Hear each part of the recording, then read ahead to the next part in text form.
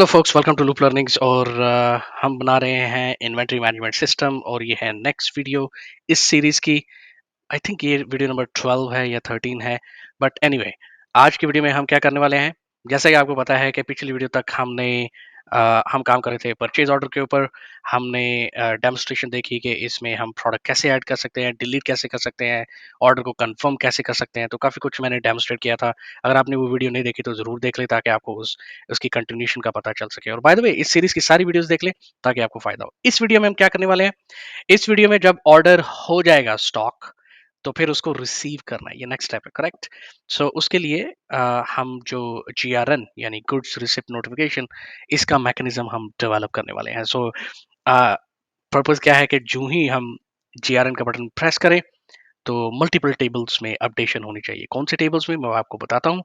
लेकिन ये सब शुरू करने से पहले, ये सब डेमोस्ट्रेट करने से पहले मैं आपको कहना चाहूंगा, अगर आप चैनल पे न्यू हैं तो वेलकम, अगर आप वापस आ रहे हैं तो welcome back.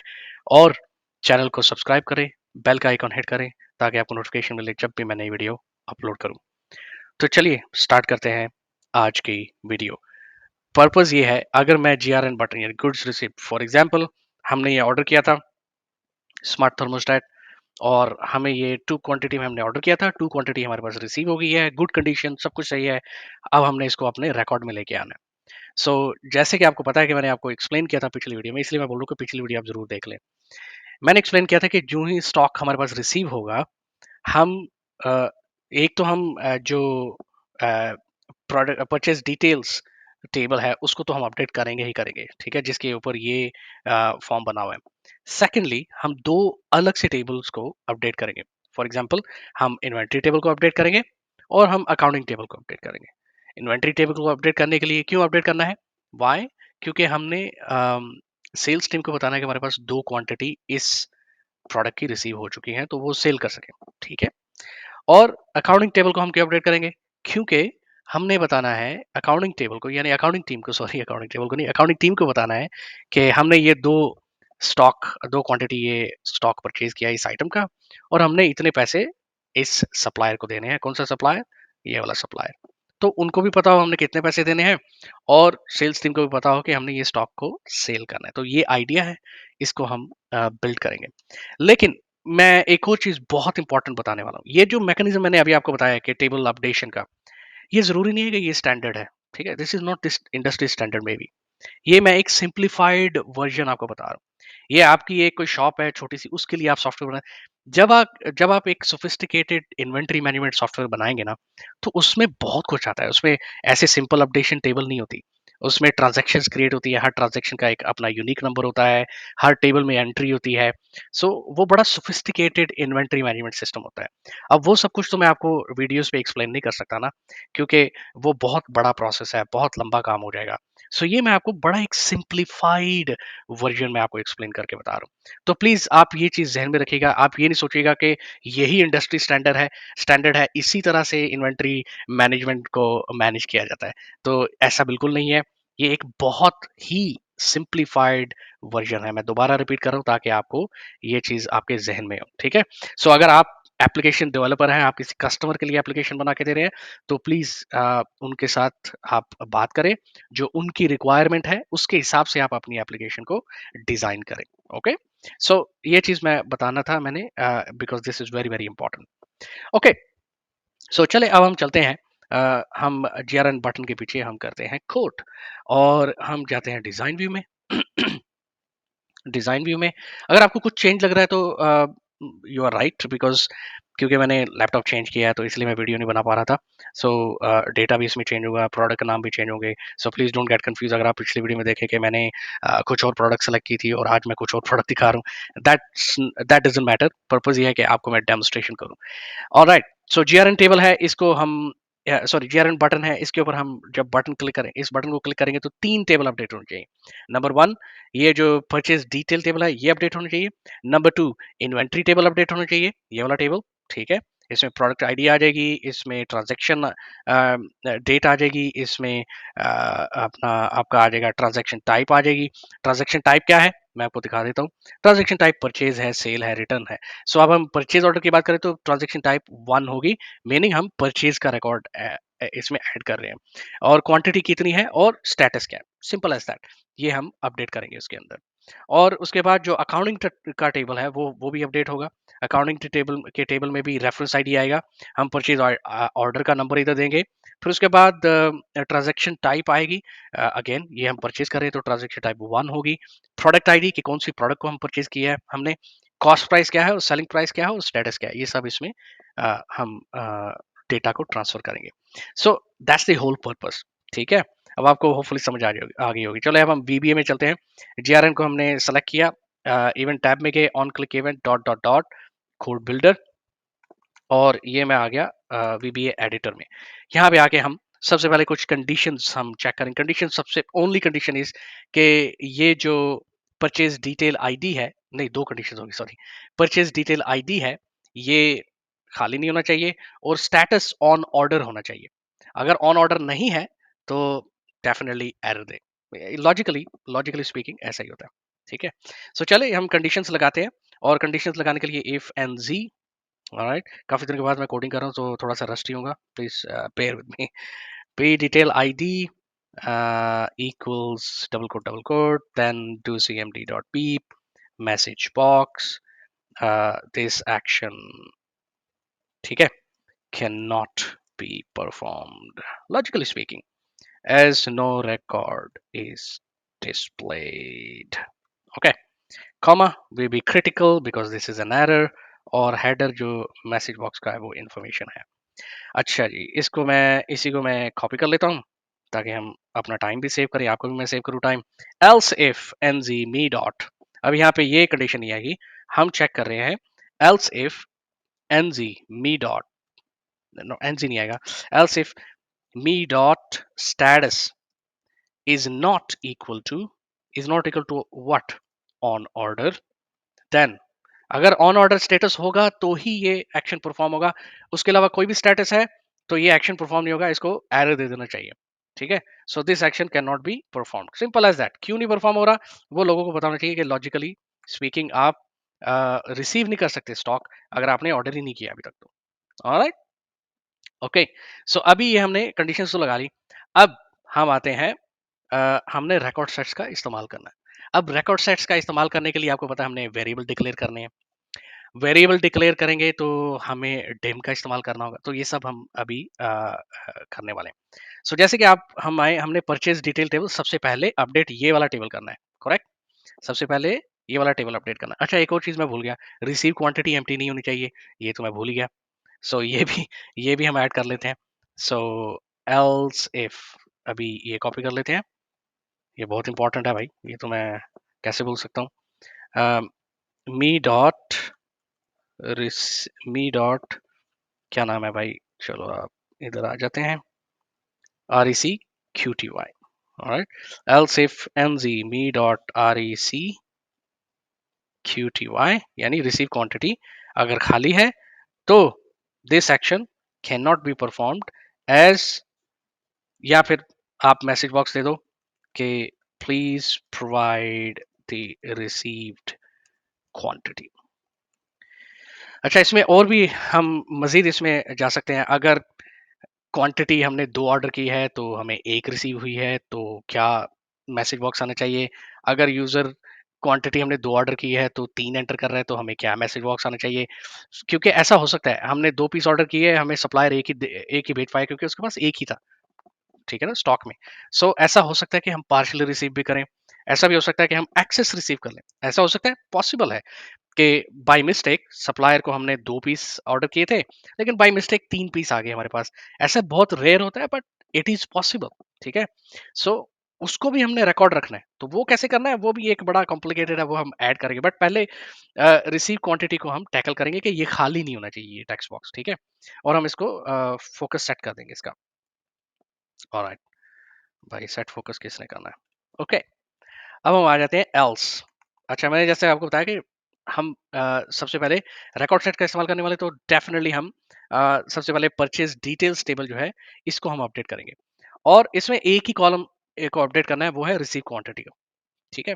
So but anyway हमने रिकॉर्ड सेट को इस्तेमाल करना है तो हमने परचेज डिटेल आईडी का रेफरेंस देना है, क्योंकि आप अगर इस फॉर्म में जाएं तो आपके पास ये यूनिक आईडी है परचेज डिटेल आईडी, इसलिए तो हमने इसको देखा है कि ये एम्प्टी तो नहीं है, ठीक है, आप समझ आ गई ना आपको कि क्यों हमने देखा है। सो इसमें हम जाते हैं और परचेज डिटेल किधर है भाई, टेबल किधर गया, ये। सो इसका हम परचेज डिटेल आईडी, ये इसको रेफरेंस देंगे, पहले इसको सर्च करेंगे पूरे रिकॉर्ड सेट से यानी इस टेबल से, और फिर इसके बाद ये जो एक कॉलम है रिसीव क्वांटिटी, इसको हम कर देंगे अपडेट। तो चले हम चलते हैं और सबसे पहले हम ऊपर आ जाते हैं टॉप पे, यहाँ पे, और हम बोलते हैं dim dim QTY as record set. ठीक है, सो ये रिसीव क्वांटिटी का। अब हम एक और वेरिएबल डिक्लेयर कर लेते हैं, वो हम इन्वेंट्री टेबल को अपडेट करने के लिए, और फिर एक और क्रिएट करेंगे अकाउंटिंग टेबल को अपडेट करने के लिए। So dim inventory as record set, dim accounting as record set. ठीक है, सिंपल। अच्छा जी, अब ये हमारे वेरिएबल हो गए डिक्लेयर। अभी हम इसको करना है QTY क्या है, सेट करना है हमने इनको। ठीक है, सो हम आ जाते हैं यहाँ पे, set QTY equals current TB dot open record set, parenthesis open, और इसमें हम उसको रिकॉर्ड सेट के बारे में बताएंगे। और रिकॉर्ड सेट हमारा क्या है, सबसे पहले परचेज डिटेल्स। ठीक है, DBO अंडरस्कोर, अब ये ओपन है तो मुझे एरर देगा, ये मैं राइट क्लिक करता हूँ रीनेम, तो भैया कोई एरर ना आ जाए इसलिए मैं कॉपी करना पसंद करता हूँ नाम को, फिर बाद में ढूंढते रहते कहाँ एरर आया है। और DB open dynaset and DBC changes. ठीक है जी, ये जरूरी है, चेंजेस। ओके, ये हो गया। अब पहले हम इसको वेरिएबल जो हमने डिक्लेयर किए उसको हम पहले डिफाइन कर लेते हैं, उसके बाद हम जाएंगे फर्दर, उसमें हम देखेंगे। इन्वेंट्री जो वेरिएबल है उसको हम कर लेते set inventory equals current DB dot open record set. इसी तरह हम इन्वेंट्री टेबल का भी नाम कॉपी कर लेते हैं। ये सब टेबल्स को यार क्लोज कर ही लेते हैं क्योंकि इनका नाम मैंने करना है कॉपी एंड पेस्ट। ऑलराइट, ये हमने किया कॉपी। सो ये भाई साहब ये है आपका record set comma DBC changes. Okay, इसी तरह हम set accounting equals current DB dot open record set, और यहाँ पे आके हम अकाउंटिंग टेबल जो है उसका नाम हम दे देंगे। किधर है भाई साहब, सबसे पहला टेबल है rename, control C, control V, और DBC चेंजेस। ओके, सो ये हमने डिफाइन कर दिया कि कौन सा variable equals to what. Next, अब हम जाते हैं और हमने सबसे पहले तो सर्च करना है कि जो रिकॉर्ड सेट परचेज डिटेल्स है उसमें हमने सर्च करना है परचेज डिटेल आईडी को, जिस आईडी के अगेंस्ट हम क्वांटिटी को अपडेट करना चाहते हैं उसको हमने पहले करना है ऐड। सो अब हम जाते हैं यहाँ पे और हम आते हैं, यहाँ पे आके हम क्या करेंगे कि हम पहले रिकॉर्ड को फाइंड करेंगे। सो हम बोलेंगे आर एस, नहीं आर एस नहीं, QTY डॉट फाइंड फर्स्ट। ठीक है, हम पहले फाइंड करेंगे। क्या फाइंड करना है भाई साहब, हमने फाइंड करना है क्या फाइंड करना है वो हमने इसको बताना है। हमने फाइंड करना है purchase detail ID, P detail ID, ये जो फील्ड है इसको हमने फाइंड करना है। सो हम बोलेंगे P डिटेल आईडी एम्परसैंड मी डॉट P डिटेल आईडी। अब आपको मैंने ये एक्सप्लेन किया है कि क्यों हमने ये फाइंड करना है। चलो मैं इसको भी थोड़ा सही कर देता हूँ। ये आपको मैंने एक्सप्लेन किया है कि हमने इसको क्यों फाइंड करना है। वो ये है कि इस रिकॉर्ड सेट जो परचेज डिटेल टेबल है उसमें हजारों रिकॉर्ड हो सकते हैं।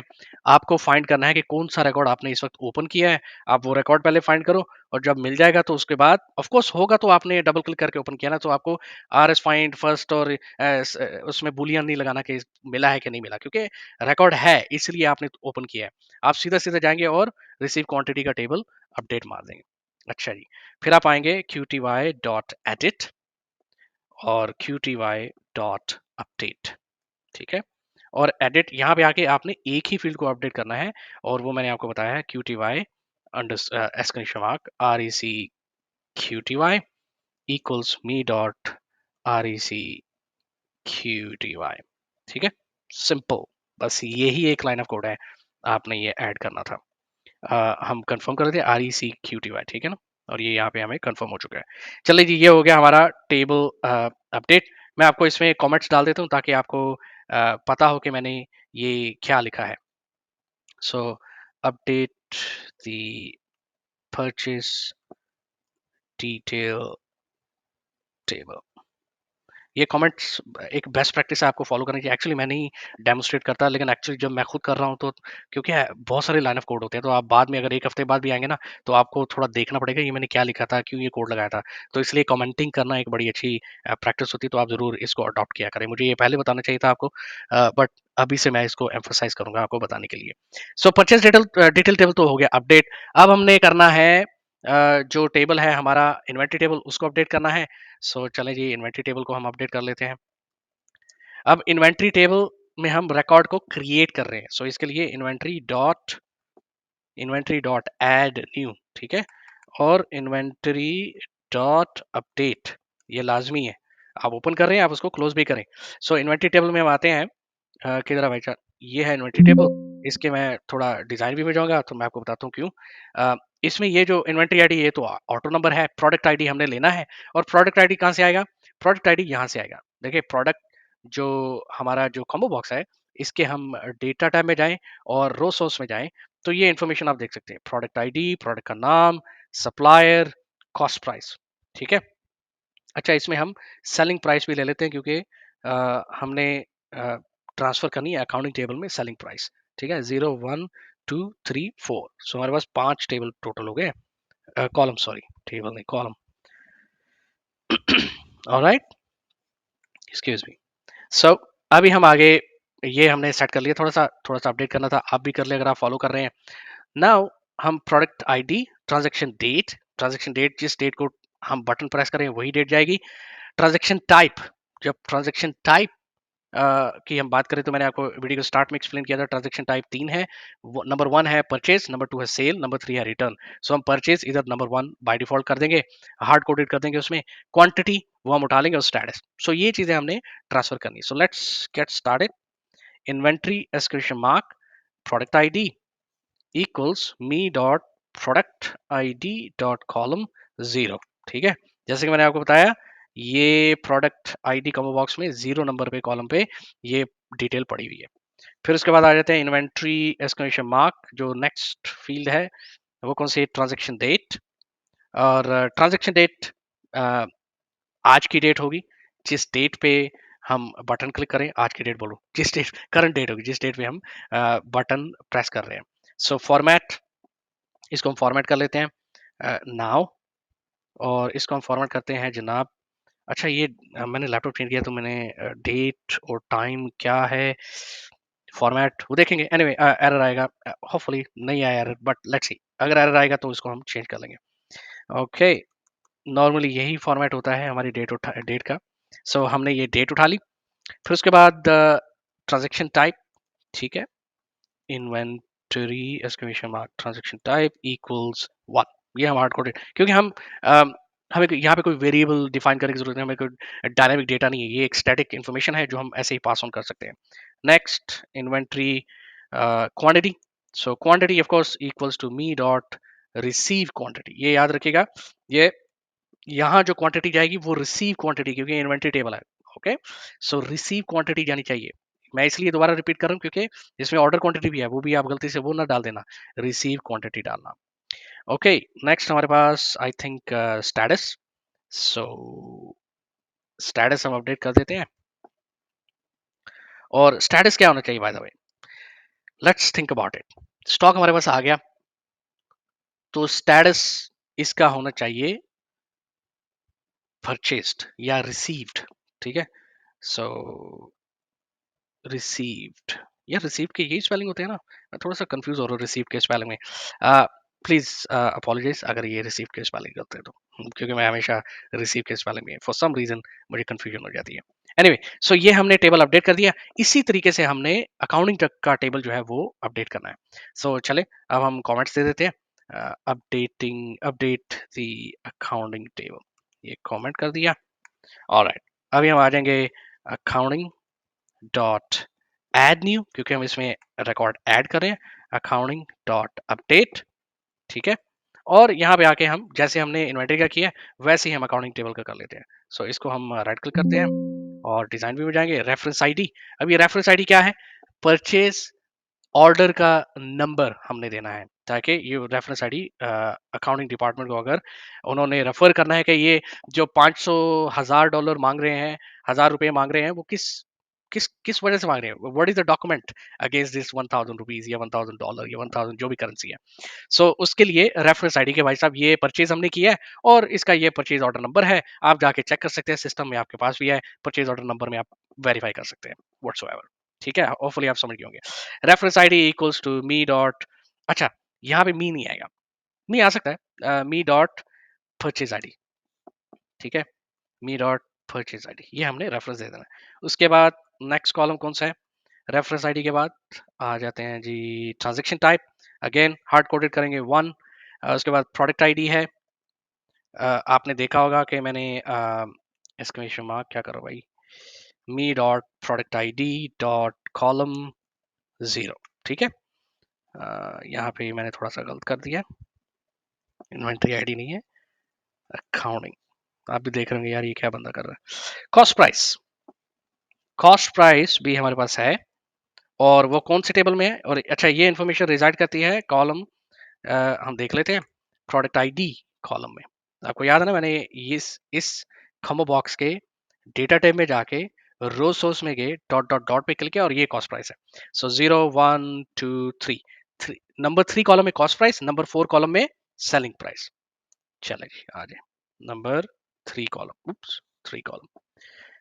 Next accounting selling price. Bye the वे ये मैंने, मुझे नहीं याद पड़ रहा कि मैंने इधर सेलिंग प्राइस क्यों डाली है, बट एनीवे अगर आप समझते हैं कि ये नेसेसरी नहीं है तो please make your own changes. Selling price, what's the mistake, something is wrong, उसने पिक नहीं किया selling price. Anyway okay, so ये हमारा ये भी टेबल अपडेट हो गया, स्टेटस रह गया है। सो स्टेटस इक्वल्स वही हम डालेंगे, रिसीव्ड। ऑलराइट, अच्छा जी तीनों टेबल अपडेट हो चुके हैं। अब हमने इसको, ये जो हमने रिकॉर्ड सेट्स ओपन किए हैं, इनको हमने करना है क्लोज। सो यहाँ पे आ जाते हैं और यहाँ पे आके हम क्या करेंगे कि सेट QTY, सॉरी क्या था यार, QTY dot close inventory dot close. ये बहुत इंपॉर्टेंट स्टेप है, आप इसको ओपन नहीं रखना please. Accounting dot close, set QTY equals nothing, set inventory equals nothing, set accounting equals nothing, और उसके बाद आप मैसेज बॉक्स दे दें, do cmd dot beep message box, the product has been received, RECEIVD again। देखो मैं confuse हो गया ना, for some reason, it's a very odd reason, but I'm always confused in received spellings। Anyway, okay, I think that's it. Let's see, अगर हमें कोई error आएगा तो वो विल सी, हम उसको आगे देख लेंगे क्या एरर है भाई साहब, क्यों आ रहा है। बट ये था कोड जो जिससे हम तीनों टेबल्स को अपडेट करेंगे। एज ऑफ नाउ हमने जब डीबग किया कोई एरर नहीं आ रहा, बट यू नो गलती भी हो सकती है। So let's see, first of all let's check it out. So चलिए टेस्ट कर लेते हैं। अच्छा जी यहाँ आगे इनका ऑन ऑर्डर है, एंड लेट्स सी हियर। अच्छा एक चीज मैंने अपडेट करनी थी, वो ये है कि ये वाला स्टेटस मैंने अपडेट नहीं किया। लेट्स चेक इट आउट, क्योंकि मुझे लग रहा है कि मैंने ये वाला स्टेटस इसका अपडेट नहीं किया। सो लेट्स गो, और यहाँ पे आ गया क्वांटिटी मैंने अपडेट कर दी और मैंने स्टेटस अपडेट किया। सी मैंने, मुझे पता था कुछ ना कुछ मैं भूलूंगा डेफिनेटली। सो स्टेटस भी अपडेट करना है भाई साहब, वो तो थैंक गॉड। अच्छा स्टेटस अपडेट करने से पहले मैं इसमें डाल लेता हूँ me dot status equals received, RECEIVED। Okay, so QTY exclamation mark status equals me dot status। ठीक है, so hopefully यही था हम जो भूले थे, but we'll see, we'll come back। ठीक है, चलो जी क्लोज कर दिया। ऑलराइट लेट्स गेट बैक और लेट्स से हमारा ये जो पोर्टेबल चार्जर है ये हमने रिसीव कर लिया। सो अभी मैंने कोई क्वांटिटी ऑर्डर नहीं कोई क्वांटिटी मैंने एंटर नहीं की। Let's try to do GRN. So क्या बोलता है, please provide the received quantity. So cursor यहाँ पे आ गया विच इज वर्किंग। सो पहला जो हमने टेस्ट किया वो इट्स वर्किंग, दैट्स ग्रेट। अभी हम 3 क्वांटिटी ऐड कर इसमें एंटर कर देते हैं और अब हम करते हैं जीआरएन। सो लेट्स होप अगर हमारा सारा कोड जो हमने लिखा है ना तीनों टेबल अपडेट करने का, अगर तो बिल्कुल सही लिखा है, बिल्कुल सही हुआ है, तो सब कुछ सही हो जाएगा और हमें मैसेज बॉक्स आ जाएगा कि भाई साहब अपडेट हो गया। ठीक है, so let's click on that. एक चीज मैं फिर भूल गया हूँ but I will come back, मैं आपको बताता हूँ क्या भूल गया। So let's click on GRN and हमारे पास एरर आ गया। Let's see what is error. Error है कि okay okay okay okay okay okay, यहाँ पे मैंने ओपन डायनासेट नहीं किया शायद, क्योंकि अगर हम देखें इसमें डायनासेट का इस्तेमाल जरूरी है। सो इसलिए एरर आ रहा है। Alright, let's have dynaset here as well. अच्छा, लेट्स गो बैक। अब हम दोबारा ट्राई करते हैं and this time it works. So product has been received. अच्छा जी, यहाँ पे देखते हैं रिसीव्ड 3 क्वांटिटी। ओके, अभी हम ये देखें ना, मैंने आपको बताया था, मैं भूल गया हूँ, क्या भूल गया हूँ, ये जो लिस्ट बॉक्स है इसको हमने अपडेट करना था। अगर मैं इसको डबल क्लिक करूँ तो देखें आपको दोबारा वही दिखा रहा है क्योंकि इट्स रॉन्ग। ठीक है, टेक्निकली इट इज रिसीव्ड। सो वो हमने लिस्ट बॉक्स को अपडेट करना है, वो मैं आता हूँ। पहले हम मेन जो इंपॉर्टेंट चीज़ है वो हम कर लेते हैं, टेबल्स को चेक। So let's check accounting table. So देखिए आपके पास रेफरेंस आईडी आ रहा है, पीओ नंबर, ट्रांजैक्शन टाइप आ रही है, प्रोडक्ट आईडी आ रही है, कॉस्ट प्राइस आ रही है, सेलिंग प्राइस आ रही है और स्टेटस पे आ रहा है। इन्वेंट्री, तो देखिए इन्वेंट्री में आ रही है product ID, transaction date, transaction type और क्वांटिटी और स्टेटस रिसीव्ड आ रहा है। सो हमारे जो अच्छा जी चलो ये भी देख लेते हैं परचेज डिटेल्स टेबल। तो देखिए ये 3 क्वांटिटी रिसीव हो चुकी है और उसका स्टेटस भी रिसीव्ड है। सो हमारा जो कोड है वो बिल्कुल परफेक्टली काम कर रहा है, विच इज गुड। अभी हमने एक चेंज करना है और वो है, लेट्स गो हियर। अच्छा, मैं इसी को ओपन करता हूँ और डिजाइन व्यू। अच्छा जी, यहाँ पे आके चेंज मैंने ये करना है कि इसका जो मैंने आपको बताया ना कि जो लिस्ट बॉक्स है, यार मैंने वो क्यों क्लोज कर दिया, चलिए ओपन कर लेते हैं। इसका जो लिस्ट बॉक्स है इस फॉर्म का उसको भी अपडेट हो जाना चाहिए। सो ये चेंज करना है बस, दैट्स इट। ये हमने ऑलरेडी कोड लगाया हुआ है। So let's get the copy of this code. POF नहीं, पीओएफ नहीं है भाई, पी डिटेल, पी डिटेल किधर है कोड? चले हम दोबारा लिख लेते हैं अगर कोड नहीं है तो। सो फॉर्म्स, क्या फॉर्म का नाम है? पी पीओएफ ही है यार, पीओएफ फॉर्म्स, पीओएफ। उसके ऊपर लिस्ट बॉक्स है, लिस्ट डॉट रिक्वेरी, ये हमने कर लिया। ठीक है, now let's close this, close this. अभी हम टेस्ट कर लेते हैं। लेट्स टेक दिस वन और इसमें भी हम 3 क्वांटिटी रिसीव हो गई, जीआरएन डन। और देखिए ये रिसीव हो गया ना, ये भी रिसीव हो गया, that's it. On order 5 quantity GRN. अच्छा, अगर 4 क्वांटिटी डालूं, 3 क्वांटिटी डालूं, मतलब तो फिर मैंने आपको बताया ना कि मैं आपको एक्सप्लेन करूंगा, but that will be only for members. Members के लिए मैं ये उनको सेपरेटली मैं वीडियो में बताऊंगा कि अगर शॉर्ट क्वांटिटी है, एक्सेस क्वांटिटी है, तो उसको आपने कैसे हैंडल करना है, that is only for the member. तो आप भी मेंबर बन जाए तो आपको भी ये कॉन्टेंट मिलेगा डेफिनेटली। ठीक है, चलिए अब हम इसका भी जीआरएन कर लेते हैं और ये भी क्वांटिटी रिसीव हो गई। अगर हम अभी जाके जस्ट टू वेरीफाई, देखिए 3 क्वांटिटी रिसीव हो चुकी है। अकाउंटिंग टेबल में भी 3 रिकॉर्ड होने चाहिए और इन्वेंट्री टेबल में भी 3 रिकॉर्ड होने चाहिए। ठीक है, so that is good, that is working, that is nice. यही मैं इसमें करना चाह रहा था। नाउ लास्ट पार्ट, हमने इस पीओ को कंप्लीटेड भी मार्क करना है। सो कंप्लीटेड क्या है? मार्केट कंप्लीट, यहाँ पे क्लिक करना है ताकि हम पीओ में कोई चीज ऐड ना कर सके, उसको पीओ को क्लोज कर दे एक किस्म का। सो चले वो भी हम कर लेते हैं, वो छोटा सा कोड लगाना पड़ेगा। पहले इसका नाम रख लेते हैं बटन का, btn complete। अब इवेंट टैब में जाते हैं, डॉट डॉट डॉट। थोड़ा सा स्पीड अप करने के लिए मैं शायद कॉपी पेस्ट करूं, ये नहीं ये नहीं, कम ऑन। ये किधर है भाई? अभी हमें जो कोड चाहिए कॉपी करने के लिए वो मिलेगा नहीं, किया तो है मैंने कोड इसका, एनीवे नहीं है। ऑल राइट, लिखना ही पड़ेगा। If N G me dot P O, क्या है इसका? purchase ID. If nzme dot purchase ID equals double quote, then docmd dot beep message box. This action cannot be performed. ठीक है?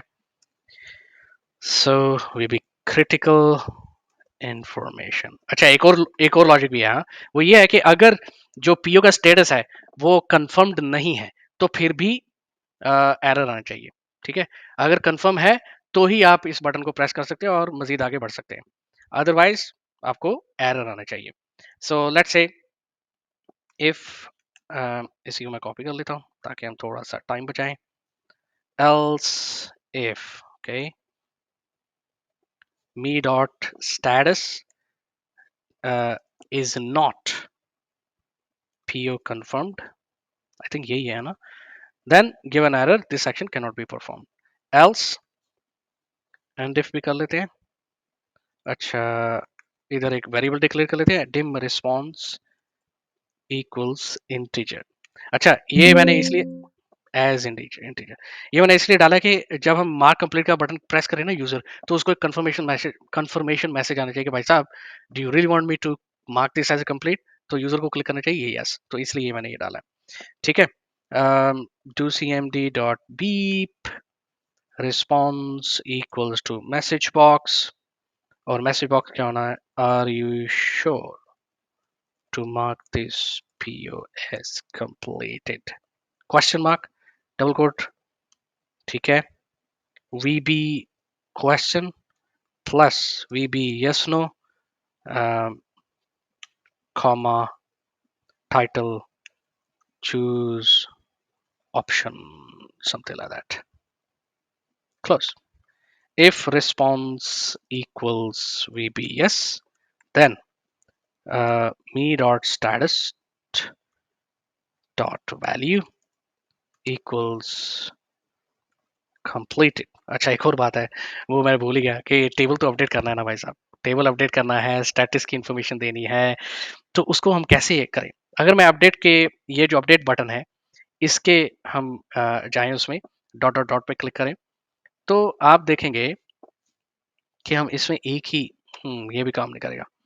एनीवे मैंने सोचा हम अपडेट बटन का इस्तेमाल कर लेते हैं, बट एनीवे अब हमें दोबारा से इस बटन के पीछे वेरिएबल डिक्लेयर करना पड़ेगा, सब कुछ करना पड़ेगा, so let's do it you know. Okay, video काफी लंबी हो गई है but it was necessary, it was required. So dim update status as record set, और यहाँ पे आके हम इसको सेट कर लेते हैं, set update status equals current db dot open record set, record set का नाम हम दे देते हैं और record set का नाम है g purchase, क्योंकि ये वाला हम टेबल अपडेट कर रहे हैं।